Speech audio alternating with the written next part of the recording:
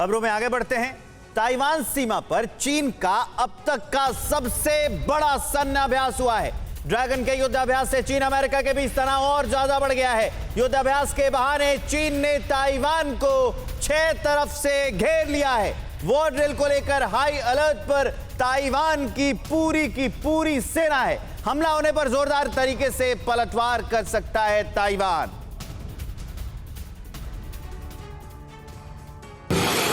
बारूदी बवंडर ढोता ये मिसाइल चीन का है, जिसे पीएलए की सेना ने वॉर ड्रिल के दौरान दागा है। ताइवान जल डमरू मध्य में लंबी दूरी की लाइव फायर ड्रिल और द्वीप के पूर्वी तट से दूर पानी में इस पारंपरिक मिसाइल का परीक्षण किया। पीएलए की पूर्वी थिएटर कमांड ने ताइवान द्वीप के चारों ओर सैन्य अभियान छेड़ रखा है। समुद्र के अलावा लड़ाकू विमानों ने भी आसमान में जंगी बेड़े उतार रखे हैं। ताइवान सीमा पर चीन का अब तक का सबसे बड़ा सैन्य अभ्यास चल रहा है। शक्ति प्रदर्शन के जरिए चीन ताइवान को अमेरिका से दूरी बनाए रखने को लेकर धमका रहा है। जमीन से हवा में और हवा से हवा में मार करने वाले अस्त्रों का प्रदर्शन कर रहा है। बस एक कॉल कर सकती है आपको कंगाल। खाली हो सकता है बैंक खाता। कैसे? देखिए मेरे साथ, जागते रहो सिर्फ मनी9 पर। अभी डाउनलोड करें। ये जताने की कोशिश कर रहा है कि वो विदेशी ताकतों के आगे सरेंडर नहीं करेगा। चीन 6 तरफ से ताइवान को घेर चुका है। 4 से 7 अगस्त तक मिसाइलों की टेस्टिंग से लेकर लाइव फायर ड्रिल जारी है, जो जाहिर करता है कि वो अटैकिंग मोड में है। इस वॉर ड्रिल को लेकर ताइवान की सेनाएं पूरी तरह से अलर्ट पर रखी गई हैं। किसी भी तरह के हमले से निपटने के लिए तैयारी तेज कर दी गई है। चीन अभ्यास से आक्रमण की ओर अग्रसर हो रही है।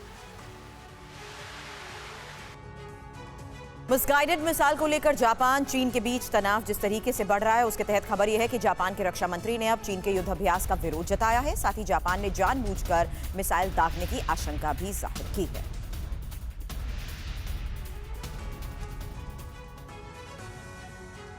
चीन की धमकियों को नजरअंदाज कर अमेरिका ने अपने स्पीकर नैन्सी पेलोसी को ताइवान की यात्रा पर भेजा, लेकिन उनके जाते ही चीन इतना बौखला गया है कि वो ताबड़तोड़ मिसाइल परीक्षण कर रहा है। चीन की मिसाइलें मिसगाइड हो रही हैं। बताया जाता है कि उसकी 5 मिसाइलें जापान के EEZ में गिरी। जापान के रक्षा मंत्री नेबुओ किशी ने इस पर सख्त विरोध जताया है। उन्होंने कहा है कि विशेष आर्थिक क्षेत्र यानी EEZ क्षेत्र जापान के प्रादेशिक समुद्रों की बाहरी सीमा से 200 समुद्री मील तक फैला है। इस क्षेत्र में साल की शुरुआत में मिसाइल परीक्षण के दौरान उत्तर कोरियाई मिसाइलें भी कई हिस्सों में गिर चुकी हैं। चीन ने DF-17, DF-26 और DF-21 मिसाइलों को फायर किया, जो काफी सटीक निशाने लगाने के लिए जानी जाती हैं।